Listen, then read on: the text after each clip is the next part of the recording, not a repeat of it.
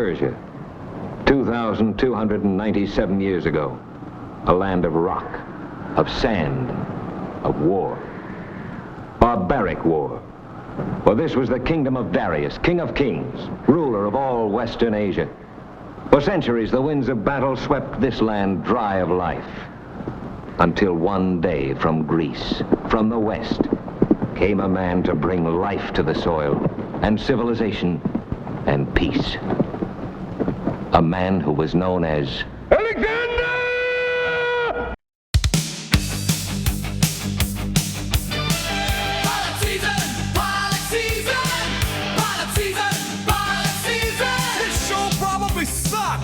Because it never made it to series.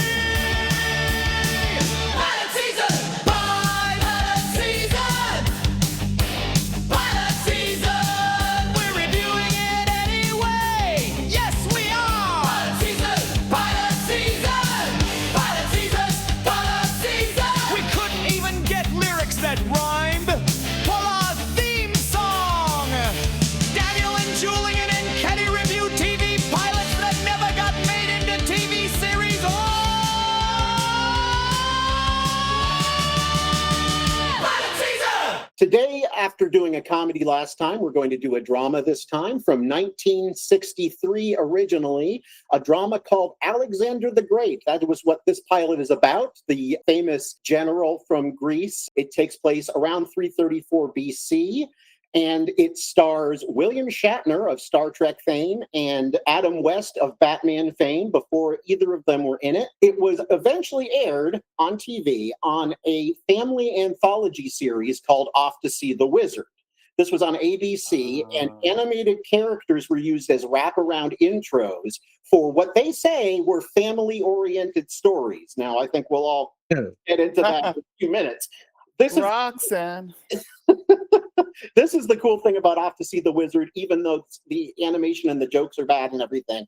It was animated by Chuck Jones of Looney Tunes. The Lion and Toto were voiced by Mel Blanc. Dorothy was voiced by June Foray, who was Rocky the Flying Squirrel and every other voice in those shows. And the Scarecrow, the Tin Man, and the Wizard were voiced by Dawes Butler, who did all the Hanna-Barbera voices. A very special season starts September 5th. We're off to see the wizard. Follow the wizard to a wonderful world of family entertainment with Lily, The Adventures of Huckleberry Finn, Clarence the Cross-Eyed Lion, Alexander the Great, Rhino, Gypsy Colt, Zebra in the Kitchen, plus many, many more feature films for the entire family. Each week a new adventure. A magic carpet ride. There's loads of fun for everyone. With the wizard as your guide. Yes. The reason why this was on Off to See the Wizard, even though it was for kids, is that the last two things producer Albert McCleary produced were Alexander the Great, the pilot, and Off to See the Wizard. And a lot of other people involved were involved with Off to See the Wizard. So that's why. They spent money on it. They might as well air it. Exactly. Well, it looks like it cost a little bit. So yeah, they definitely spent some money on it. Yeah. Yeah. I thought it was actually not bad. I know Julian said you didn't think it was too bad. It was made by a lot of really talented people, so I think that worked out. I'm going to nitpick the hell out of it anyway because I'm doing that. Because William Shatner's in it, I'm going to give you guys some Star Trek quiz questions as we go through that are related to the show. See how your Star Trek knowledge is. All right. Albert McCleary, I mentioned him. He was the producer. He produced TV, pretty much just TV from 1949 to 1968. Like I said, the last two things. 44 credits as producer, 99 director credits. So he was really involved with TV. He really knew what he was doing. The director, Phil Carlson, 61 direction credits, lots of action, especially Westerns, which is not at all surprising. He did some Bowery Boys and Charlie Chan movies. He also directed Ben, the sequel to Willard, the talking. Oh my God. That movie. And his biggest hit was Walking Tall with Joe Don Baker. Oh, yeah. That's not bad. That's actually a pretty good movie, Walking Tall. Yeah. Then the writer, Robert Kirosh, he has tons of TV credits, wrote everything from The Waltons to Mannix. He also wrote two classic movies I really like, Up in Arms with Danny Kaye and I Married a Witch with Veronica Lake. I don't know if either of you've seen those, but I don't think so. But also, this is the good one, though. He also wrote the screenplay for A Day at the Races. Oh, no way. Yeah. No way. That's cool. Yeah, comedies, Marx Brothers, but he did drama as well. That's neat. And then the other writer, William Robert Yates, was a producer and produced and wrote quite a few episodes of Spencer for Hire and its spinoff, A Man Called Hawk. So here is your first Star Trek trivia question. Do you know who played Hawk in A Man Called Hawk and their relationship to Star Trek? I don't. No? Okay. That would be Avery Sorry. Brooks, who was the captain of Deep Space Nine. He played Hawk. Oh, yeah. That's the first Oh, yeah. Star Trek connection. That's, I think, one of the few, like, later. Everything else, I think, is original series questions. So hopefully you'll do better on those. I thought Shatner really did have, you kind of forget, because he's become such a cliche, that I thought he had a really commanding presence as Alexander. He's super effective. I mean, he's almost Captain Kirk. Oh, yeah, very similar. You know. Really similar role. Yeah. Or a really similar way he played the role anyway. I think a lot of people are going to want to know how they broached the subject of Hephaestion, who was Alexander the Great's male lover, and the answer is they don't. He's not even in it. So, despite that, there are a couple of homoerotic moments, but I'll mention those when we get to them. Is there anything else either of you wanted to say before we started? Couple of things. One of my pet peeves, and I was so happy to see William Shatner and Adam West starring because I knew that none of the main actors would have an English accent, which always makes me happy when I watch these historical dramas. But I don't want to bury the lead here, but I hope we can figure out which one of his three wives is portrayed in the series. Oh, it's weirder than that. The history in this is completely wrong. Okay. The history in this is wrong, and I will get to the history as we go through it because it's worth going from character to character rather than. I was with my cork board at 2 a.m. and trying to figure out who was where and why, and I don't know why I thought that would be a useful exercise, but she was the only one in the series who had an accent, and yes. I think it was supposed to be Persian because accent, and I'll explain that too. That's great. Fantastic. Well, when I first looked at it and I saw it was 60 minutes, I kind of groaned. I was like, "Oh no, this is gonna be bad," and I'm gonna watch it for 60 minutes. But then it moved. You know, it actually did move on me, and really, I watched it twice. I did too, actually. I mean, it was a quick read. It went by really quickly. Like Shatner, a lot of the acting's pretty good. Yeah, Shatner is so cliched that you forget that he's not a bad actor, especially when he was younger. And he really does you want to follow his orders. Yeah. I mean, especially not, for something like this, he's perfect. I feel like I'm looking into like an alternate 1960s where instead of Star Trek and Batman, this was the big show. Right. So that made it kind of fun just to see like what could have been. It is weird. That's a really, because you have these seminal cultural allegories like Star Trek and the Twilight Zone, and you don't have anything that goes into the past. And I think that would have served a very good purpose. I don't think Alexander was going to take the helm. Before we start, just in case anybody doesn't know, I said a little bit, Alexander III of Macedon, which is now Macedonia, Greece. He was the king after he succeeded his father, Philip II. Philip was assassinated. He acceded the throne in 336 BC at the age of 20. So this takes place when he was 22 years old. By the age of 30, he had conquered much of the Greek known world, Egypt all the way to India. He was completely undefeated until he just suddenly died at age 30. And we don't quite know why, but either he was poisoned, assassinated, or he got sick or something. There are a lot of different theories. All right, let's go ahead and start. Starts with some very lively music and this sculpture here, which is kind of weird. It's kind of amateurish. And I like that the font, the only Greek letter in the font is the sigma as an E. Good catch. But it does have a kind of, there's a little Clash of the Titans kind of feel. Oh, very much. And also, Adam West has a really good agent because he is barely in there. Yeah. I don't think he has really very many lines, does he? No, I counted the lines and then I lost some of my notes, unfortunately. I missed how many, but it's like less than 10. Yeah. Now, this is how the family show starts, with people dead Hanging and from bloody, trees. hanging from Mhm. trees. It reminds me of like the Attila the Hun show and Monty Python or something. Oh, yeah. But so this was being introduced by Dorothy and the Tin Woodsman and shit. So first guy here is John Doucette as Clytus, or Cletus. They call him Cletus. It's spelled Clytus in the credits, but it's spelled Cletus like the yokel in The Simpsons, which I'm sure you guys were thinking the whole time. I know I was. Definitely. John Doucette, 289 acting credits. 4 John Wayne films, including The Sheriff in True Grit. He was also Major General Truscott in Patton. He was Achilles in Cleopatra. And one of my favorite movies, even though it's very problematic, he was one of the henchmen in The Seven Faces of Dr. Lowe with Tony Randall. It's got a yellow face problem, but I can't help it. I love it. Oh, yeah. So Cletus the Black originally was an officer in the Macedonian army. He saved Alexander's life at the Battle of Granicus in 334 BC, which I think might be the battle here. They just don't make it clear. It takes place in the same year. But then Cletus was killed by Alexander in a drunken brawl 6 years later. Now, you'll notice that Persia looks remarkably like Utah, which is because it was shot in Utah. I was going to ask, later. when I was watching it, I thought it looks like the area around Zion, but it's a pretty convincing setting for where they're supposed to be. I was impressed by that too. Yeah. I don't know what Persia looks like, so it looked like Utah to me. Right. I'm a little bit uncomfortable with the amount of camera fucking that goes on in the first minute of this.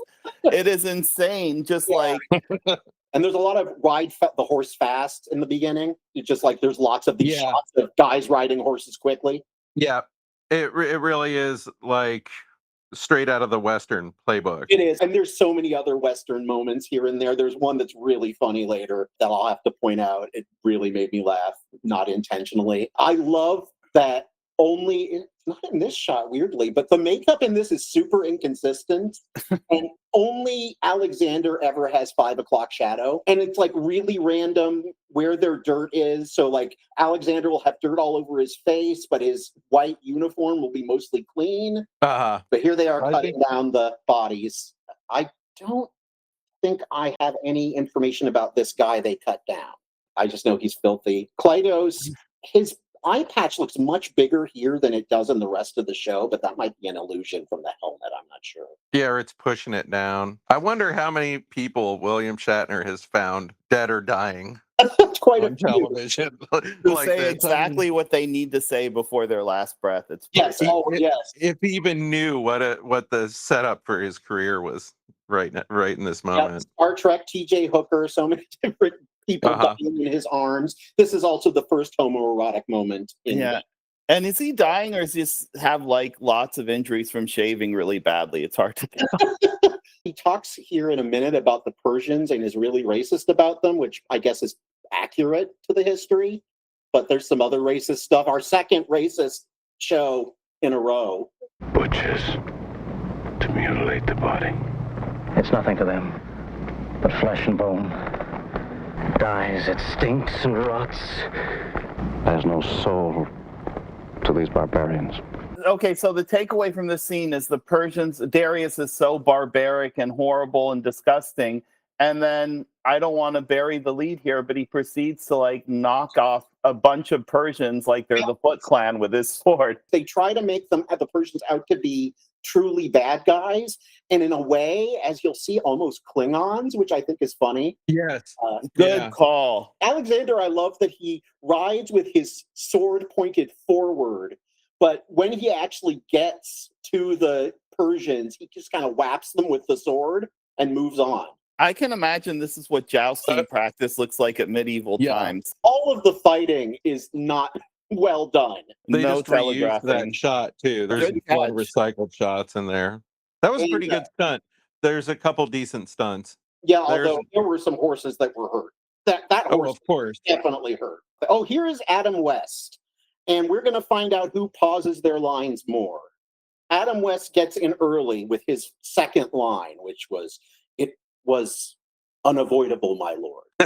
You fool, Cleander, there's no way to ride a horse. It was unavoidable, my lord. There's our second homoerotic moment where Alexander spanks Cleander, who is played by Adam West. I should go back to Cleander, but he spanks Cleander on the ass with his sword. Cleander, Adam West plays Cleander. We all know Adam West from the film Robinson Crusoe on Mars, of course.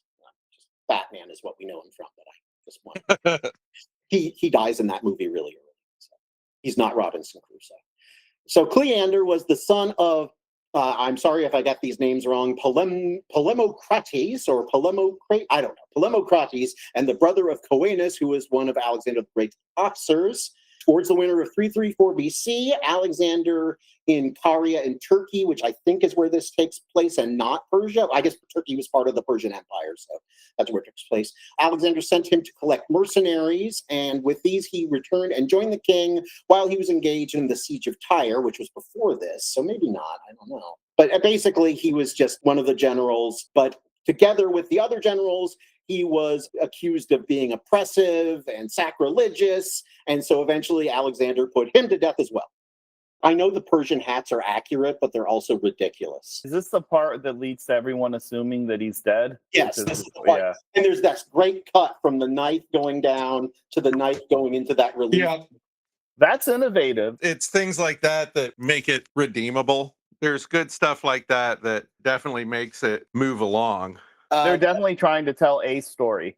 Yes, they are. I mean, they kind of do. It's obviously a very much to be continued across the entire season story, but it's sort of a story. It really would have been better, more of as a made-for-TV movie, if they just tacked it up to 90 minutes and made a made-for-TV movie and called it a day. It probably would have been pretty decent. And considering how much garbage that they've made with this story, like I'm thinking of 300 or something. Yeah. This is infinitely better. It's surprisingly less racist than 300 was. Yes. Really? Yes. Good call. This is supposedly inside Alexander's tent. It is like a TARDIS, and it looks like a room in here. The nice thing about this scene for me, because I'm really bad with names, is that Joseph Cotten at some point says everybody's name in the scene. And he makes like a real point to say their name. Near the tree where Cleander's men were found 5 days ago. Antigonus. And the mouth of the gorge where you found signs of a skirmish. No one questions your report, Attalus, nor your desire to find our king. Now, I suggest we search further north. Aristander, you will take a company of 500 men and search through here. My lord, did you find any trace of our king, Coronos? I found nothing. We've all heard the reports. The Persians gather in greater forces than ever. There are always rumors. Yes, Torin, but I'm speaking of facts. So Joseph Cotten, after Shatner and Adam West, is probably the most famous guy here. He plays Antigonus. Joseph Cotten was, for those who don't know, in Citizen Kane, The Third Man, From the Earth to the Moon, Touch of Evil, and my favorite Hammer horror film, The Abominable Dr. Phibes with Vincent Price. Yeah. Love that movie. Antigonus first, or Antigonus the One-Eyed, rather than Cletus, was a general and successor of Alexander the Great, which we'll find out why that's a little odd later here. He went on to control large parts of Alexander's former empire after Alexander died. So he was actually a king himself, and he founded his own dynasty. I have a feeling, do you think that these were being marketed as like, I don't know, high school theater, or just they were rolling these out in the 60s to try to get people to, because it almost seems intentional, like there was bigger plans for these. I don't know what their plan was. The writers were really talented, but it has this stilted dialogue problem that so many historical epics have, where nobody speaks normally. They speak in this sort of almost Shakespearean way. Yeah, tell the story. Yeah, it's just super stilted, and that doesn't work for me. A modern movie, there would be way more action. Yes. And way more, motion going on, and, yes, for sure. And way less of this. It's like too much sandals, not enough swords. Okay, so that's Attalos in the show, but it's actually Attalus, played by Simon Oakland. He was most well known as the psychiatrist in Psycho who diagnosed it. Oh, look at that. Yeah, he was also in Bullet. He was a police captain in Bullet. And he was also a police officer in West Side Story, not Officer Krupke. Mhm. So Attalus was also Macedonian and courtier and soldier of Philip II. His adopted niece married King Philip II, so he was a lot older than Alexander. In this, he looks probably about the same age. He attempted to appease Alexander, keep him happy, but Alexander sent an officer to kill or arrest him. So he was executed by Alexander a couple of years after this. He was just really popular, but Alexander hated him. And he thought that he would have a good reason to get revenge because Alexander also killed his wife and her children. So That'll do it. yeah, that'll do it. And then Tauron, not much that I could find about him. He was a commander of archers. He's played by Peter Hansen. Peter Hansen, another soap opera guy, 2,165 episodes of General Hospital from 1965 to 2004. His character's name was Lee Baldwin. He also was in 245 episodes of, it must have been a spinoff called Port Charles as the same character. He has 121 IMDb credits, so he's done a ton of stuff. So those Does being in that many episodes of General Hospital prepare you for real tragedy? I would hope so. I would hope it would prepare you for something. So yeah, they're having this big argument about what to do now that Alexander went off on his own to find. I got his Adam West's character's name. I can't remember. I'm so bad at their names. All right, so here comes John Cassavetes. That's John right. Cassavetes as Coronos or Coronis. Most well known as a director, directed Woman Under the Influence and Rosemary's Baby. I'm not a fan personally. I like a couple Yeah, I of mean, his films. Rosemary's not my Baby's a favorite. great movie. It's okay. I don't know. It's pretty scary. I just don't get into devil movies, I guess. They're just not my thing. Right. I don't know. Right. I mean, I gotta say, like, opposed to Shatner, like, Cassavetes, his acting is like a whole different story. And so is Joseph Cotton's, all three of them, Uh-huh. with very different acting styles. Well, really, Cassavetes, it's just pretty like unconvincing. He just comes off as like super urban and like, I thought the whole time he was phoning it in, and I think he was. oh, definitely. And so John Cassavetes plays Coronos. He was the half-brother of Alexander the Great, which I don't think they ever mentioned here. His mother was Cleopatra Eurydice, who was killed by, I'm not sure if Philip killed her or if Alexander killed her. I missed that in my research, so probably got that wrong somewhere in there. Alexander also killed Caranus, but he killed Caranus right after he became king. So Caranus shouldn't even be alive at this point. As I said, the history is all screwed up here. John Cassavetes really loves that helmet. He only takes it off a couple of times. Nobody else is wearing a helmet. I mean, if you had an excuse to wear a helmet like that, Yeah. you're gonna. The final general is Robert Fortier playing Aristander. Aristander was also from Caria. He was part of Philip II's entourage. He correctly, supposedly interpreted a dream as revealing the pregnancy of Alexander's mother, Olympias, with him. So I remember that. Yeah. supposedly he was a seer. He wasn't even a general. Well, the deeper we get into this, the more I'm seeing that this pilot is kind of like the Young Guns of its day. Yeah, no, You know? And this is like a 1960s brat pack. It is kind of. Cassavetes, West, and Well, Shatner. this actor who plays him, this is our next Star Trek trivia question. Robert Fortier, who plays Alexander, was in Star Trek. He was in the episode By Any Other Name, which is about the aliens from another galaxy who want to one of the aliens from another galaxy who want to kidnap the Enterprise. He was Is that the one written by Sherry Lewis? No, Dorothy Fontana and Jerome Bixby. Oh, yeah. Okay, anyway, in that episode, Scotty has to get his character drunk. And Scotty says a really famous line when Tomar, who is his character, asks Scotty what the alcohol Scotty has is. Do you know the line? I don't know the line. I'm I a feel doctor, not a chemist. No, it's Scotty, not Bones. I have no idea. I'm sorry, Oh, Susanna. It's a really famous line. Scotty looks at the alcohol and says, I found this in Gunner room. Gunner mirror. What is it? Well, it's green. and that's yeah. repeated in the Next Generation. Data says it to Scotty. What is it? It is. It is. It is green. Now, John Cassavetes, Karanis, wants to abandon things. He's kind of our bad guy that's not a Persian. Sorry for the spoiler, but he wants to go back to Greece. Okay, now here's our Persian in blackface. But he's the only one in blackface, so I don't get that. Or maybe it's dirt. I think he's blackface, just though. supposed to be dirty. Yeah. It's just so hard for me to tell. I think that kind of shoddy makeup is kind of pretty typical for the time, Probably. too. When on TV shows and stuff, when they were like, oh, let's make them dirty, it was just that kind of patchy stuff they did in the makeup chair. It just amuses me how much he looks like a Klingon. Yes. Like the very first thing, unfortunately. Well, clearly, if you're unkempt and you have dreads, you're not Macedonian, and that's right. all that matters. Well, that said, Memnon, who we're getting up here now to, this guy bowing to him, Memnon was Greek. So even though he served Christians, he was a Greek. Oh, interesting. Well, all he's got is half a tent. That's all I know.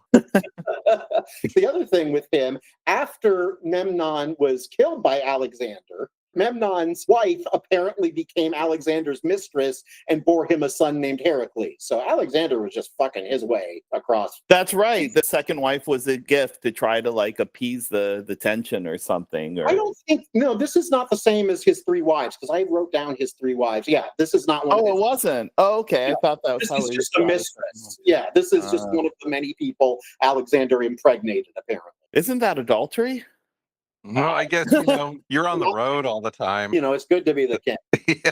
The actor playing Memnon of Rhodes is Cliff Osmond. He had 93 acting credits, including a henchman named Andante in the Batman episode Wail of the Siren. Yes. So this is going to be a Star Trek trivia question. This one is a fairly easy one. Hopefully you'll get that one. The Siren was played by Joan Collins. Do you know what Star Trek episode she was in? No. Oh my goodness. Yeah. You need to watch more Star Trek. Yeah, right. Well, I need to watch less, maybe. Joan Collins starred in City on the Edge of Forever, which is the one where they go back in time to the 1930s, and she is Shatner falls in love with her. So that was his connection to both Batman and Star Trek. Interesting. And I don't think anyone else has a Batman connection other than him and Adam West.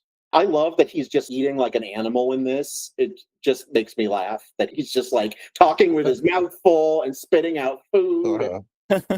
He's pretty commanding too, though. He has a pretty good presence, especially later. Yeah, he might have been the star of the whole show. Well, I think him and Shatner, both of them, they just really steal the screen with them every time they're on. All right, here's Alexander's horse coming back. And it's good that his horse knows where to go, I suppose. Yeah. It's a well-trained horse, though. And you can see all these tents are tiny. So they look a lot smaller on the outside. Yeah, a lot smaller. Okay, so here is Ada of Korea. This is the most ahistoric of all, other than maybe the seer guy. I think this is worse. Mm-hmm. First of all, I will say, yeah, you heard that she had an accent. She was born in Haifa, Palestine. Her name is Ziva Radin or Radan. She did lots of TV and B movies, nothing especially notable. Her character, Ada of Korea, or Ada, I don't know how they originally pronounced it. She was the ruler of Korea while Philip II was alive. She is much older than Alexander. Not only that, when he entered Korea, she adopted Alexander as her son. Oh. So, yeah. Alexander that complicates things. But in this, she's his love interest. That really makes it go from hot cougar situation to like a whole other thing. Yeah, I was just going to say, if there was a problematic historical accuracy, that wouldn't shock me. If there was like a sultry, sexy stepmom situation going on. But the problem is she looks young, so that doesn't really work. Right. Anyway, you asked about Alexander's wives. He had three: Roxana, Satyra, I don't know, and Parysatis II. Those were his three wives. I thought that since this was family programming, that I just assumed it was Roxana from the get-go, even though like he would have had to kill Darius first, but I was willing to let that small inaccuracy slide since that was the so Roxana was Darius's wife first? Darius's daughter, I think, Oh, okay. or maybe, but she was a gift for Alexander overthrowing Darius, if memory serves. I admit, I went into this knowing very little about Alexander the Great. It's not an era of history I know much about. I did want to point out Alexander's horse has a leopard print blanket. I don't know why. I don't know if there were too many leopards where he lived, but To match Adia's dress. and they're all covered in filth. You can see, except for Ada somehow. But they have time to set up like the nice tapestries in there and like the sculptures and that whatever she's like pressing her face to, his cape or whatever, is like nice and bright and white. If you get covered with too much filth, is there a danger you could turn Persian? I guess so. I like that she's going to kill herself. She can't live without In the it. sexiest possible way. I mean, yes, stab herself in brilliant. the breast, of course. I love her acting. It just She's very Star Trek lady. yes. Yes. Yeah, she's got on that 60s torpedo bra. Yeah. That And totally the false eyelashes and even the Yeah. outfit is very, and the hair. I mean, it's all very Star Trek. Even the music actually is very Star Trekky. and like even the composition of that shot. Yeah. Everything. Like, And I didn't that's see something who that- the cinematographer or the art director was, so they might have been Star Trek people. I don't That's totally something that they would have done in Star Trek. know. Mhm. The close up with the guy in the background and then the turn like that. Yeah.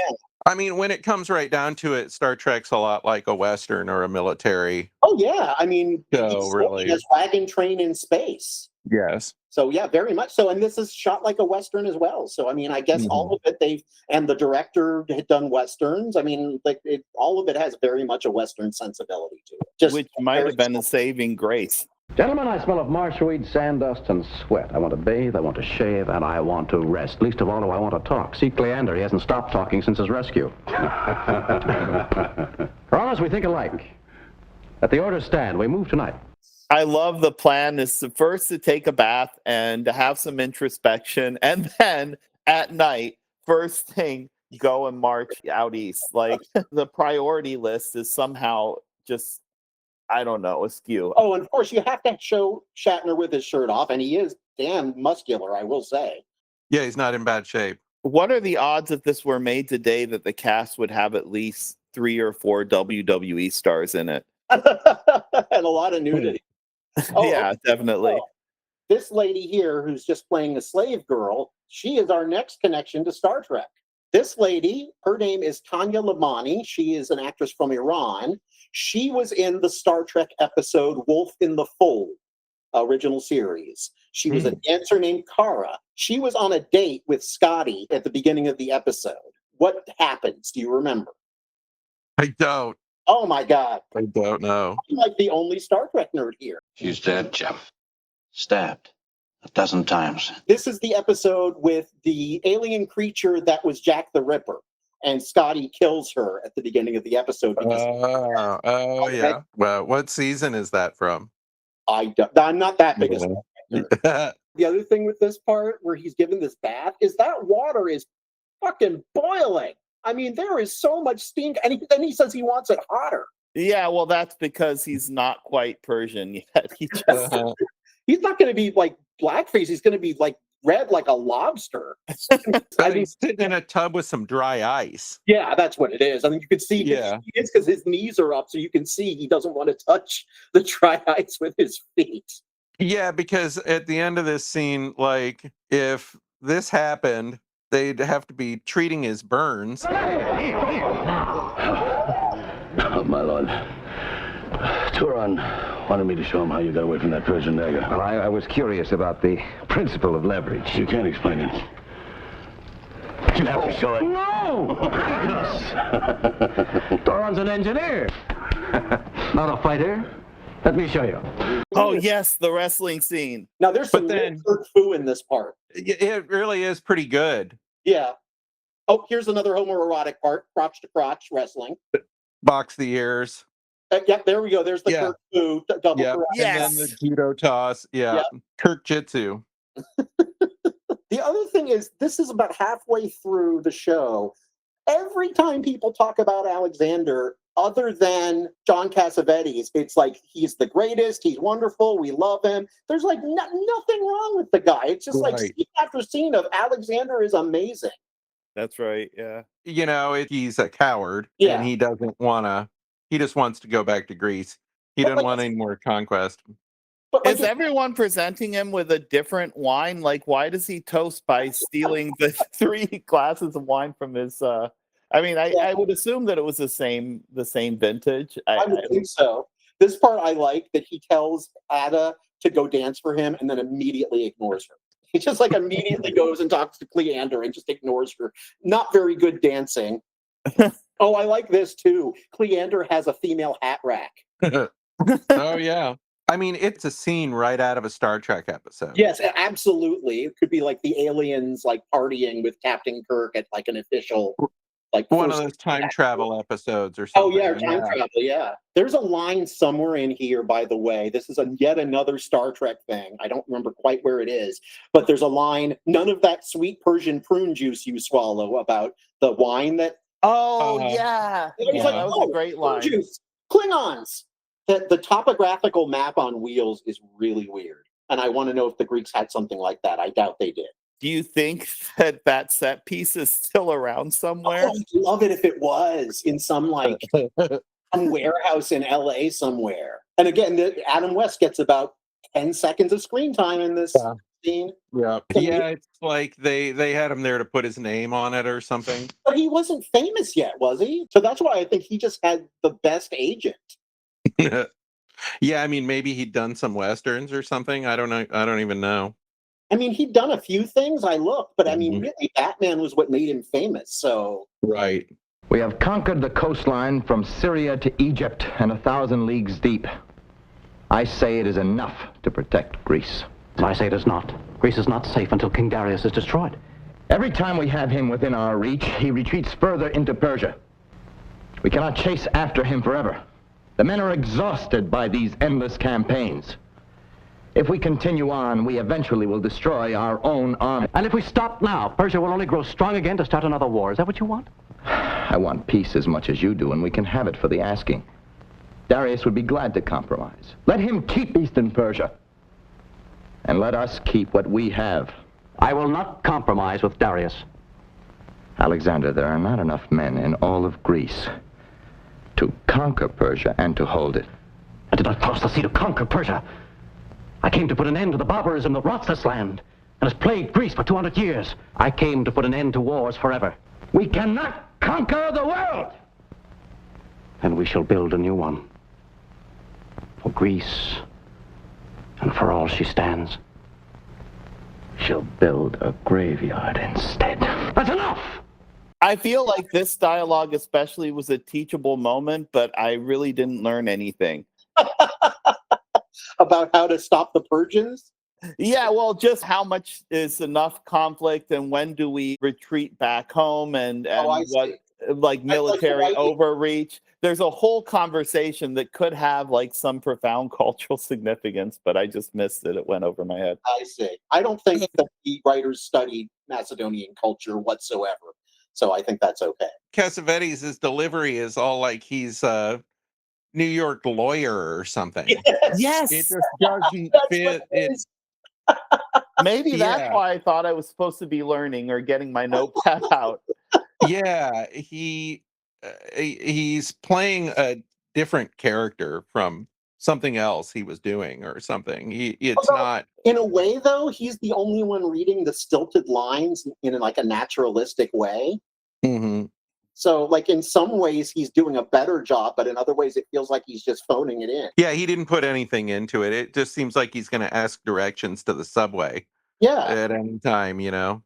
So now in a minute here, we're going to get the plot. The plot, yeah, the actual battle finally starts. Well, I guess we had a little bit of action at the beginning, but really halfway through. You're 40 minutes into it or something, yeah. Yeah. Well, and that's why I thought this would have made an okay 90-minute movie. They could have filled in the blanks, but I don't know. A series, I don't see. Now, this reminded me of Robin Hood Men in Tights with the see-through screen and like the homoerotic wine pouring. Yeah. Like, how does he know who he's shooting at, too? And then there's like the most lucky defense shot ever where the arrow shoots into his wine bag. It's a really well-made wine bag, too. Yeah. I could totally hear the Star Trek music when it went to commercial in my head. Yeah.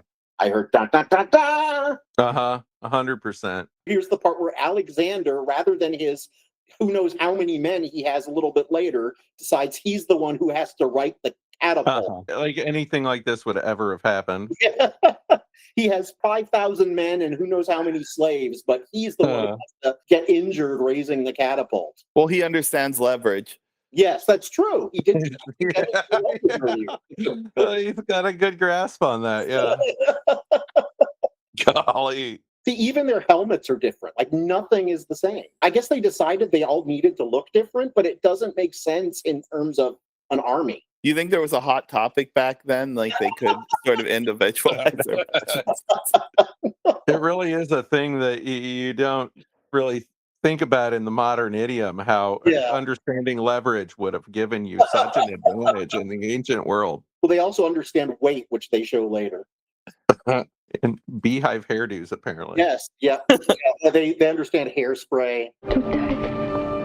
No, it's fine. You refused the physician. I told Cleander you wouldn't refuse me.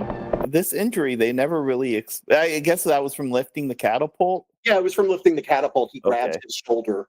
It's a weird, again, it's just so many weird moments. Why have him hurt his shoulder then and not when the arrow hits him? Yeah, you're right. It's super redundant, isn't it? Yeah. Maybe they thought an arrow was too much, but I love the bandaging. It just gives her something to clutch on to. There's really no medical reason for it. Yeah. And also, they have both that topographical map, but also now he has a paper map. Now let me show you the positions we'll take. I'm sure they're brilliantly conceived. Alexander, I've been up and down the line. The men are exhausted. In 3 days, they've marched the distance that would take any other army a week. They won't have the strength to fight tomorrow. They are Greek soldiers. They'll follow me if I command it. Of course they'll follow you. They'll all die for you. That's what you want?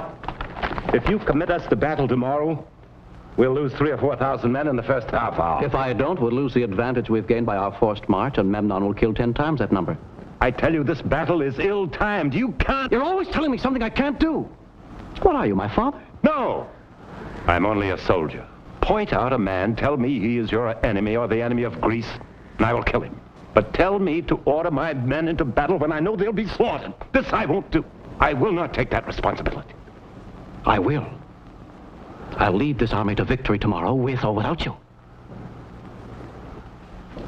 Antigonus, if you won't share the responsibility at the front, then go to the rear. There wasn't paper. There weren't maps. And Shatner's hair is perfect, but Joseph Cotten's hair is all messed up. They couldn't decide how they wanted everybody to look. Here's another moment I felt like I should be learning something. Unfortunately, there's nothing to learn because it's all wrong. Every single bit is wrong. I don't know that historical accuracy is going to make the best TV pilot, right? Probably not. Maybe people don't want to see that. How many of those rope slings are you going to make? You must have made 100. What you going to do, have us climb those cliffs by hand? Get some sleep. How are you going to fight tomorrow? You stay up all night eating. I don't like it. I hear Antigonus doesn't think we should attack. Who does? These mountains are nothing but a burial pile. Oh, sleep. Alexander knows what he does. I don't like it. I saw a star fall. It's a bad sign. Star falls, a soldier dies. I liked this part with these three soldiers just having a chat. It was just like a nice little interlude. Yeah, it gets a little monotonous. Yes. They're really just talking about what's going to happen, talking about their plan. I liked it just because it was a nice break from all the other people who were just chatting away. Yes. And those guys were had a much more normal conversation too. That's even like a leftover covered wagon from a there's a weird Western thing set about that in a few minutes that I'll point out, because they do have those wagons, but then something very westerny, but also not Western. Like they could have done a better job of it, and I'll get to that in a few minutes. Here's where John Cassavetes attacks Joseph Cotten. I've just gotten to the point now where I can't remember their names at all, so I'm just I mean, I think the message here really is violence is okay as long as it's in the name of ambition. Or in the name of Alexander. Yeah. And as long as you're barbarically fighting the barbaric Persians. Right. Alexander is righteous, and so you should follow him. And everything about him is great and perfect, as they keep saying. you really need to know that there's nothing. He's a very sort of Mary Sue-ish character, so it's kind of nice that Shatner can do something with it. I also like that they say that them stabbing him would make an honorable death. That's the opposite of an honorable death. Unless you're a Klingon. Yes. Here's another very family-friendly moment where Joseph Cotten dies, even though he outlived Alexander and became the new king. The very family-friendly stabbing to death of Joseph Cotten's character. Breathe out. And lots of blood on the knife. Enjoy, kids. There you go. I'm just like picturing like, this is the Cowardly Lion, kids. Does Antigonus finish drawing a warning with his blood-soaked hand after being stabbed? Stay tuned, kids. I forgot all about this part. Wow. Right. It kind of looks like he's drawing a heart, but apparently he writes an entire message. They come from the hills behind. What is this? The Greek army! It's a few minutes away! They come from nowhere. Impossible. Only 3 days ago they were camped across those mountains. A week's march. I've seen them with my own eyes. So you've seen them with your own eyes? Well, come. They haven't dropped out of the skies like gods. They have found a passageway through those mountains. Alexander is clever. He has come to us, this boy king. Saved us a dusty march. Nothing has changed except that he dies sooner. Well, what are you doing here? Get with your men! Back to real life. If either of you spot a green muumuu like that, I will pay you back. I'm in. Memnon certainly has style. I think he cloned all his henchmen from Gumby. He has like the really nice dreads, which must have taken forever at the hairdresser. Yeah, I think this is another reason why there aren't much of the Persian leadership represented, because that had to have been a task, you know? Spending all their time doing their hair. They did it for like 2 guys. Is that a wig or is that his actual? I'm sure that's a wig. That's gotta be. But even setting the wig. Yes. Alexander is called the Boy King. Shatner was 32 years old playing a 22-year-old when this came out. By 1960s standards, he looks pretty young for 32. He does, but I mean, even the real Alexander was not a boy king. He just wasn't. I guess that's true.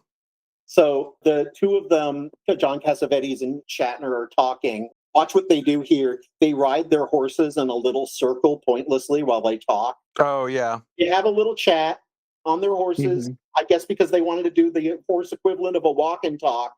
But they just ride them. They have a little chat here, and then... They should at least have a wine bag to keep them safe.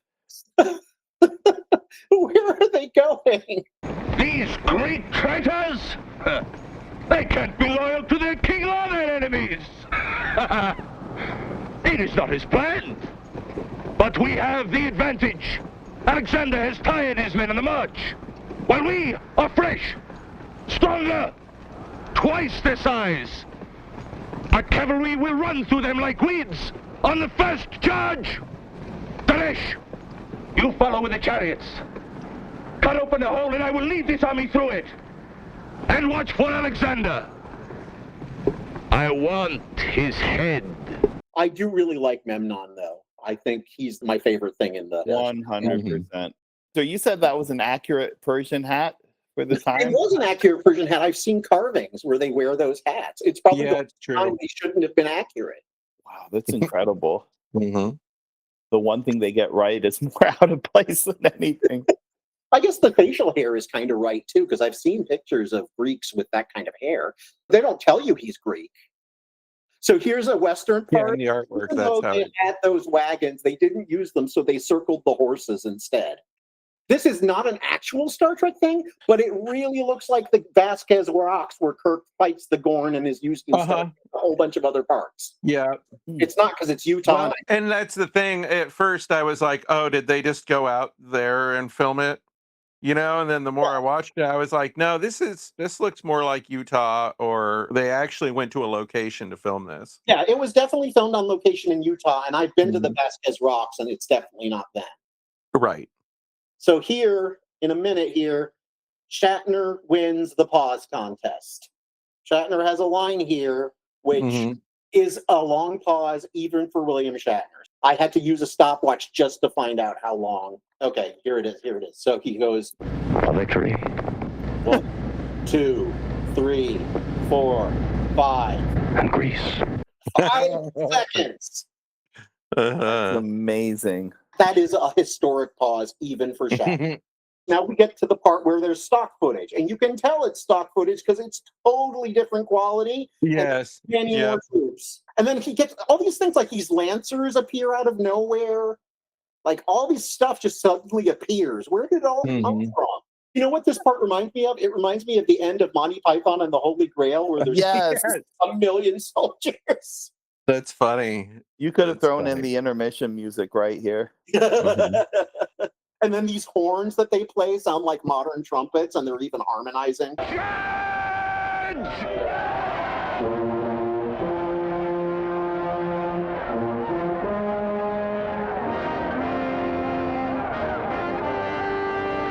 Here is really the budget. Here's where they spent the money on this enormous gong. But where the hell did the gong come from? Because it looked like it was permanently there. That's my favorite part of the whole show. The is gong. that gong. Yeah. I like the pits for the chariots too. And that's the first time you really even see. I guess maybe you saw him maybe in the beginning. There's really not a lot of chariots. No, there's not, all these things are there. None of them are there until now. Yeah. And the sword play is so bad. They're just kind of well, each other with them. They speed up the film too. Yes. Yeah. To give it. Yes. Yes. I love that part where he just throws the guy onto the other Persians and they catch him. This would have been Alexander portrayed by John Cena. Oh my God. Who would have been the Persian? It would have been like Baptista or something. Yeah. Oh, good call. He would be great. Finally, a stabbing with a sword. I think that's the first one. All the rest of it is use the sword like a club. Yeah, that one. That was the best stunt in the whole thing. That was a really good stunt. The guy jumped WWE is in kind of hard times right now, and maybe we could propose something like can we just back it up real quick and watch that jump again? Because the other thing is it looks really improvised. Oh, maybe they could have come up. Yeah, like this guy just. Yes. And it's that was off the top. Really, he was like, I could do that. And it was like an Olympic dive, the way his arms were out. Yeah, it was very impressive. It single-handedly saves the action. Yeah. The sound effects, especially when Alexander and John Cassavetes are fighting, it sounds like banging on a trash can with a crowbar. It's just really bad sound effects. But I mean, clang, clang, clang. You got to sit through the whole thing to see a giant gong and a guy jump off a 15-foot cliff. I love this part too. Alexander's fighting with this Persian guy, and John Cassavetes is coming up to stab him and waits until Shatner turns the guy around to attack. He attacks the Persian guy instead. Now he's suspicious. Oh, the death of John Cassavetes made me laugh too, because he's right by this pit. And then when Alexander kills him, I'm like, oh, okay, he's going to fall into the pit. Nope, he falls down. Yeah. Good call. Wow. That was a stunt they weren't going to do. Yeah, I guess so. And then they don't defeat the Persians with the catapult, with the lancers, with anything else. No, they defeat them by pushing some rocks down a hill. Well, hey, if you've ever been rolled over by a paper mache rock like that, it's really painful. Those paper mache boulders can really do some damage. I love how they have time to think about getting out of the way, but they don't actually do it. Yeah, and then with all of these like horsemen, not even slightly at risk of those boulders. I mean, they're not going to touch them, but that's too scary for them, I guess. They might as well just be on a Japanese game show at this point. And there goes the Foot Clan.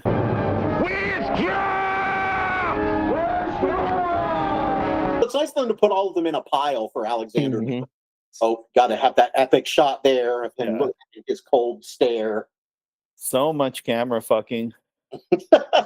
Very much so. He has to think about the gods, and then we get one final Hio Silver at the end here. Everybody's dead now, so everything's okay. It's basically what happened. This is not stock footage. So they did get a whole bunch of guys on horses for this part. And it's a good shot with that crane shot going down to show Alexander covering up Joseph Cotten there. I think it was well done. All the location stuff's really It is, pretty yeah. beautiful. Yeah. They got those mountains in the shot and everything. yeah. It's really, really nice. And we'll do the high is over and it's over.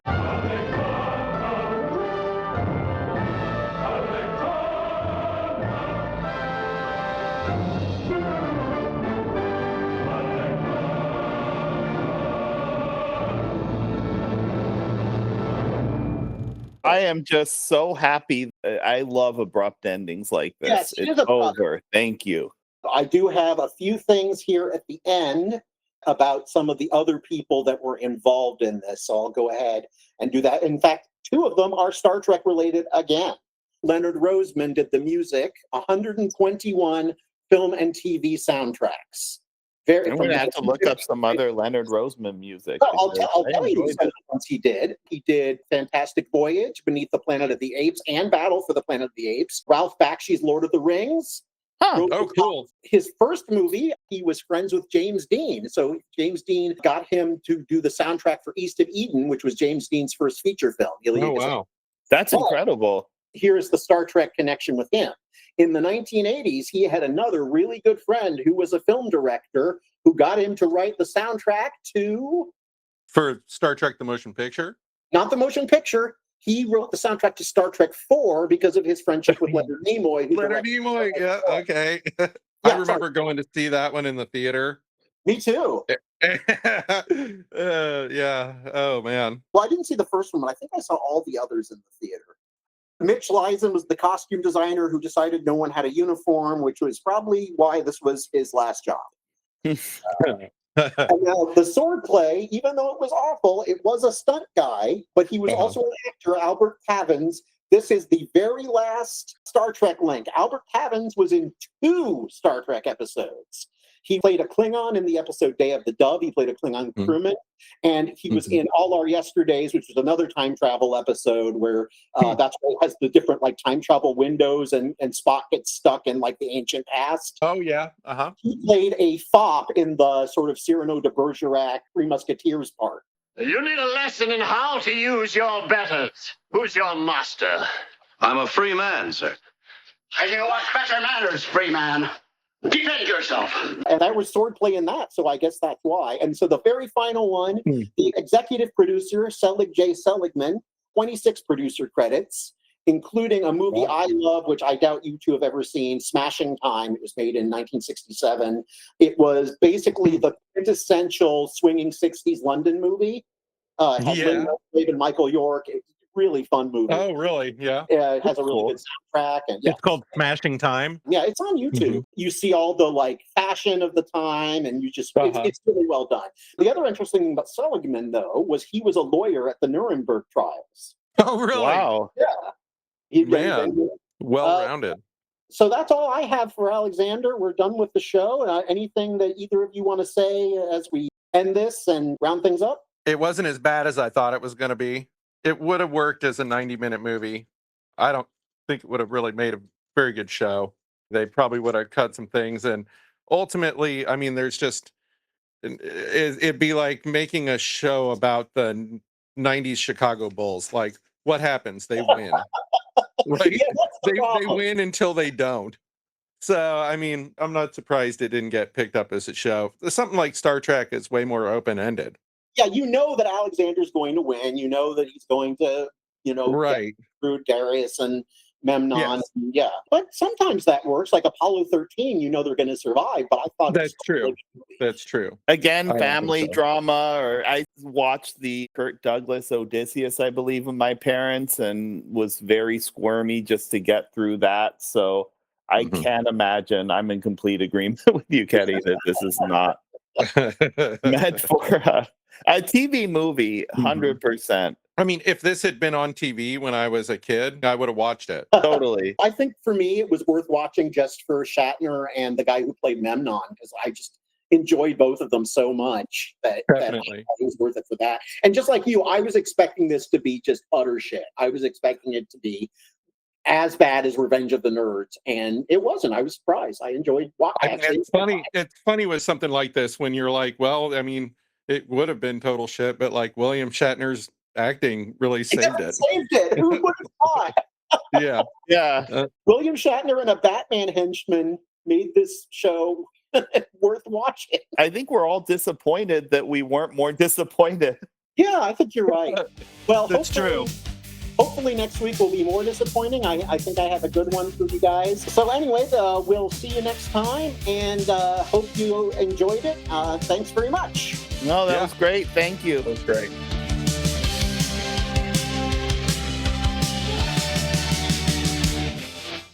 Well, now, my friends, what do you say the great wizard catches right back to us?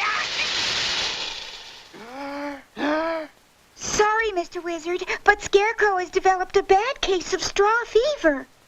I'm all right now, Dorothy. I'll put a stop to that. And so, on with our show.